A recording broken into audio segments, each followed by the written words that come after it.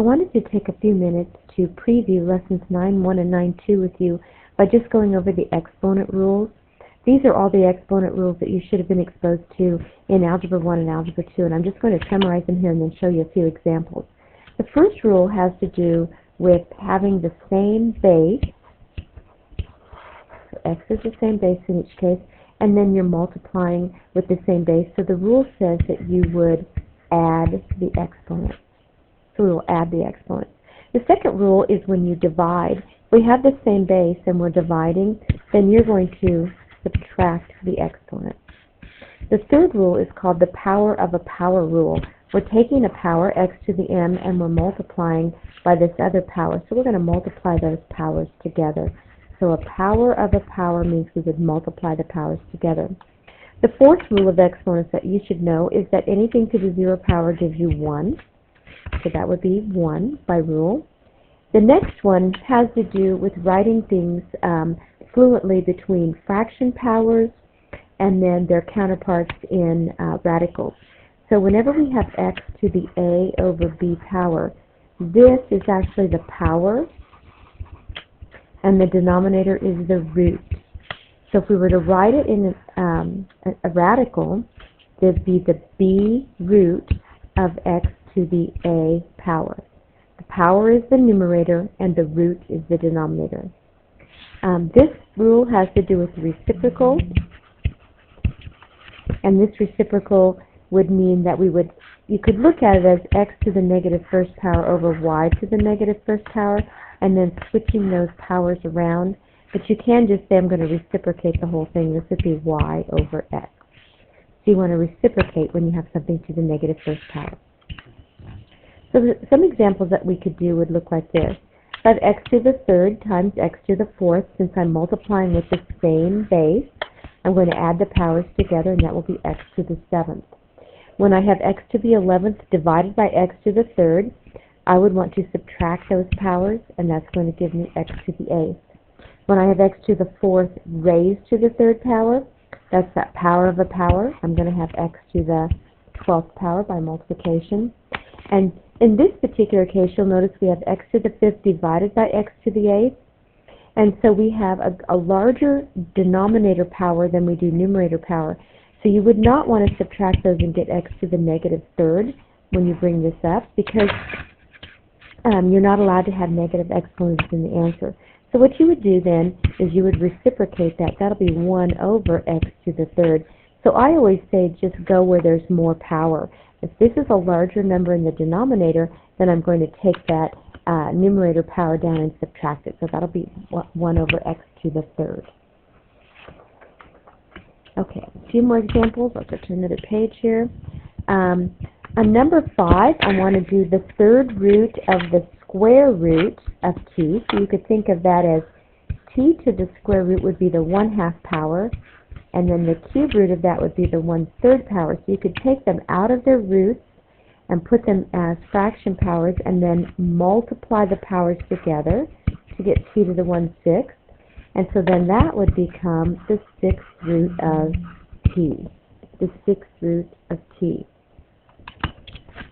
All right, let's look at number 6. On number 6, we have to follow the order of operations. So you would cube and 4th power before you would multiply.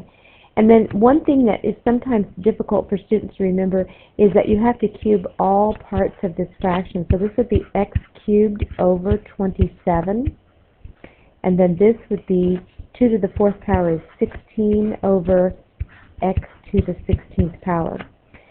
One of the most common mistakes in all of mathematics is 3 cubed. A lot of people think that that's 9, and you'll probably have to catch yourself making that mistake once in a while, but it's actually 27. Then what I would do is I would multiply these straight across here, and I would get them lined up. So I'd write the coefficient first, so that's 16x cubed, and then 27x to the 16th. And then that way you can kind of look at them in sections.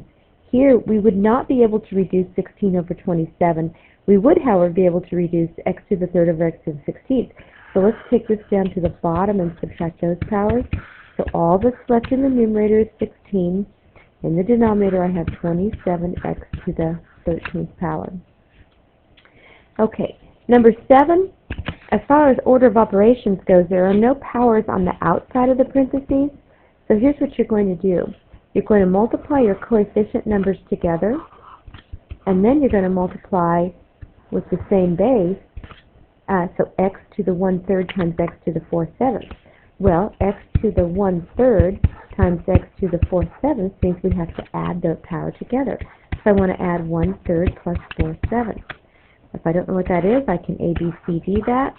That would give me 7 plus 12. This would give me 19 over 21. So this will be to the 19 over 21 power. So 8x to the 19 over 21. All right, I'll give you a hint about what to do on number 8. Not a lot going on with the fourth powers. You could extract something out of this one because this power is larger than this root. So what makes sense is to go ahead and multiply this together first. So 2 times 8 is 16, and then this would be x to the 9th power. And what you're going to want to do is you're going to want to take out the perfect fourth powers. So as it turns out, 16 is 2 to the 4th, so that's a perfect fourth power, but x to the 9th is not, because 9 is not evenly divisible by 4. If I look at x to the power over root, I'd like a number here in the numerator that's a multiple of 4. Like if I had x to the 4/4, or x to the 8/4, or x to the 12/4. Okay? So we're going to rewrite x to the 9th as x to the 8th power times x to the 1st power. And then we can take the 4th root of 16 out and make that a 2. Take x to the 8th out and divide the power by the root. So this will be x to the 8 over 4, which will give me x squared. Then the 4th root of x is still trapped inside that 4th root. It doesn't have enough power to get out, does it? Another example of that one would be number 9. This time I'm looking at square roots, so the perfect squares. So what perfect square number divides evenly into 24? And that would be 4. So I'm going to write 24 as 4 times 6. So a perfect square times a non-perfect square number. As far as the powers this time, if I'm looking for something for A or B or C, and I'm looking at my numerator up here divided by my root, my denominator is the root, I can use any even number here. I want any even number in there. So I'm going to rewrite a to the 7th as a to the 6th times a to the 1st. B squared, that's an even power, so I'm not going to do anything with that. And then that c to the 9th, I'm going to rewrite that as c to the 8th times c to the 1st. Again, I want to keep the largest positive power that is even because I have this root of 2. So I'm going to put some little squiggly lines under the things that are going to come out of the radical here. The square root of 4 is 2. The square root of a to the 6th would be power divided by root, which would be a cubed. It'd be like a to the power over root, 6 divided by 2. Okay, b squared, the square root of that should be b. And c to the 8th will be c to the 8 divided by 2, which is c to the 4th power.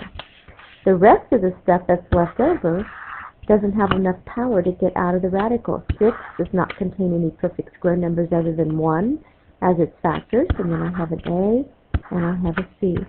So that would be my final answer. On number 10, let's perform this first, and then we'll simplify that fraction. So if I reciprocate, I'll have 5x to the 5th over 10x to the 3rd. So if I kind of divide this up a little bit, the 5 is going to go into the 10 twice. And then here I want to bring my powers up because I have more higher or larger exponent in the numerator than I do in the denominator. So that'll give me x squared over 2. On number 11, I want to look at perfect cubes. Perfect cubes. The perfect cube numbers are 1 cubed, 2 cubed is 8, 3 cubed is 27, 4 cubed is 64, and so on. Those perfect cubes. So I know that 54 is evenly divisible by 27. So 27 times 2. This time when I'm looking at powers, I'm going to be dividing by a root of 3. So I want the numerator powers here to be multiples of 3. So for a to the 10th, I'll want a to the 9th with 1a left over. And for b to the 8th, I'll want b to the 6th with 2 b's left over. So this would make a to the 10th power, and this would make b to the 8th power. All right, I'm going to put some lines under the things that are perfect cubed. The cube root of 27 is 3. The cube root of a to the 9th would be 9 divided by 3, which is a to the 3rd. The cube root of b to the 6th would be 6 divided by 3, which is b squared. Left over in my cube root would be a 2, this 2 right here, this a, and this b squared, because they don't have any powers great enough to get them out of that cube root, do they? And last but not least, I want to talk a minute about this problem.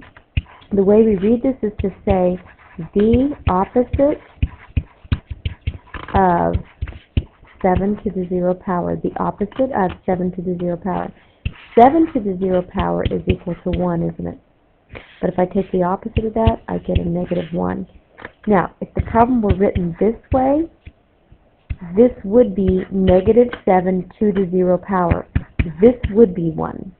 But since there's no parentheses around that 7, or that negative sign, that is read as the opposite of 7 to the 0 power, which would wind up being negative 1. All right, so you're ready to start working on your lesson master. The last part of that lesson master will have you looking at finding F inverse. So you need to look up your note card for F inverse from chapter 3. You're finding the inverse of a function. Other than that, you'll just have a lot of these to reduce. That'll look just like the problems that we just looked at here.